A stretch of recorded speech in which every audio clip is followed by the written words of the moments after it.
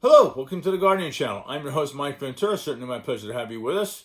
So on this program, I'm going to show you how to set up a drip irrigation system from your lateral line and how to run different type of your connections, your tubing to your individual plant material. So let's get into it. This is an example of a slip-slip thread, 3/4 inch with a 1/2 inch fitting. And when I say non-flow, what I'm referring to is the water going through only when the irrigation valve is opened up. Okay, when water is moving through it, water is going to go through your lateral line, come out this side, it's going to come out over here on your riser. When you're going through and you're setting up your system, you have a variety of options to go. This is an example of an adjustable riser. As you can see, it's 1/2 inch, and what it does, it just screws right on here, just like this, just like that. And it goes into the T right here. And then you have the option, you notice these little gaps in here. You can actually cut these down based on how high you want to go for your riser. And you want to have the Teflon tape at the top, because when you put your fitting on there for your drip irrigation system, the Teflon tape does a very good job of just sealing the opening around here so water doesn't come out from the threads. And the same thing down here when your riser goes into the T. Just a nice job of sealing it up so water's not just coming out from where the T connects to the riser. Does a great job. If you choose to use a standard type of riser, you can.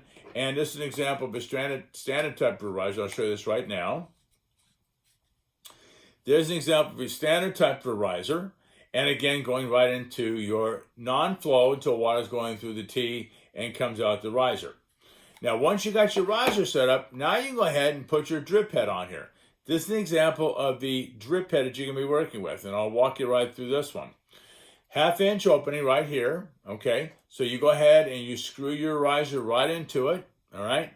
And you notice we have 4 ports on here, 4 outlets, 2 on this side and 2 on this side over here.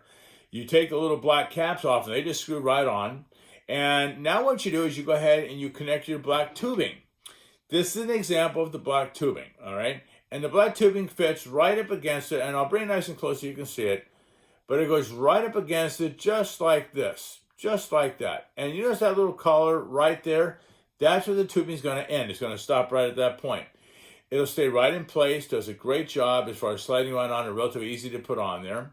And so what you can do is you go ahead and you run this out into the garden. And what you're going to want to do is you have a variety of connections that you can use on your drip tubing. This is an example. You notice this little T right here. So as you take your tubing and you're running it out of the garden and you connect your T right to here, and this is an example, it goes just like this. And it ends right at that little collar right there. I'll bring it nice and close so you can see it right there.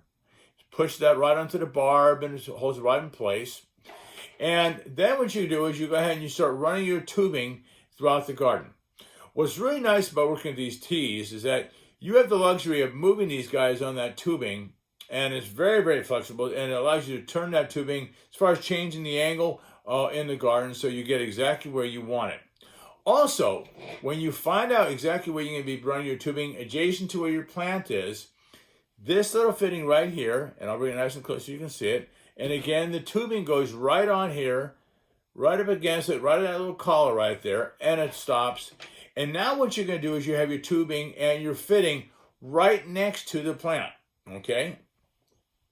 After you get all your tubing set up exactly where you want it on the plant material, now you're going to want to start anchoring that tubing down, okay? And it's very important you anchor it down. This is an example when I say anchor, stapling it down. This is an example of one of the kind of staples that you can use in the garden. Does a great job. And you notice the size of it. You can run several tubes through here. And all this does, it pushes into the soil, does a great job, holds the tubes in place. So as you're walking in the garden, checking your plant material out, you haven't got tubing sticking above the ground. Does a very, very nice job. Also, what you can do is you have this type of tubing, these little staples right here. I'll bring it close so you can see. This is open on one end so you can push the tubing in place. And you notice it's a nice little spike, so you just push it into the soil. Does a very good job holding the tubing in place. Also, this one does a very good job. And you notice this is opened up. So either you push the tubing in place right here. Again, push this into the soil. And it does a very, very nice job of keeping that tube right where you want it. Now what you want to do is you actually want to open up that irrigation valve where your drip tubing is set up. Because what you're going to do now is you're actually going to go ahead and set your flow going through your drip head. Okay, so let me take this off and I'll show you exactly what I'm referring to. Notice on the top of this, you have that little slit right there. What you can do is you take your screwdriver and you go ahead and you can open this or you can close this. And by opening or closing the valve, you're going to increase or decrease your flow of water going through your ports, okay? And that's going to allow the water to go out through your drip system to your plant material. What you want to remember, and this is very important, is that as you put your organic material into your soil, organic matter has a very high water holding capacity, which is exactly what you want. And so this works very well, this drip system works very, very well on your integrated pest management program because you're going to put the water right where the plant wants it. You're going to keep the foliage dry. And with your soil that you've go ahead and built it up so it's nice and rich organic material, you can actually now decrease the amount of water that you're actually going to need because you have good water holding capacity built into the soil. So now you go ahead to your irrigation control valve, to your controller, and you set your run time.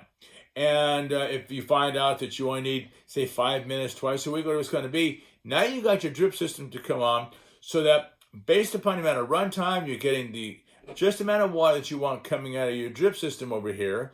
And you may need to go out there and periodically adjust your flow. You know how to go through. And as I said, with your screwdriver, just use your little your port right there, open it up, and increase or decrease your flow of water, and you're good to go, okay? So just to recap this, you're going to go from your T, okay, or if you have an elbow, here's an example of an elbow, and you're going to connect your riser right to here. And again, we have an example of a standard type of riser, which come in a variety of heights, or you have the other one here. This is the adjustable type riser right here, so you can see it, okay? Then you have your drip head, which is this right here, which works very, very nicely. And then finally, we talked about the different staples that you can use. This one holds the tubing down very, very nicely into the soil. And then you also have this type of anchor or spike, which pushes into the soil, holds the tubing very, very nicely in place. Or we also have this type. And you can push either one of these into the soil and bring it close. You notice a little opening on there where the tubing fits into. So all these components do a great job when it comes to installing a drip irrigation system and allows you to become very, very good as far as maximizing your water efficiency. With that, thank you for tuning into the Guardian channel and make it a very good day. Thank you very, very much.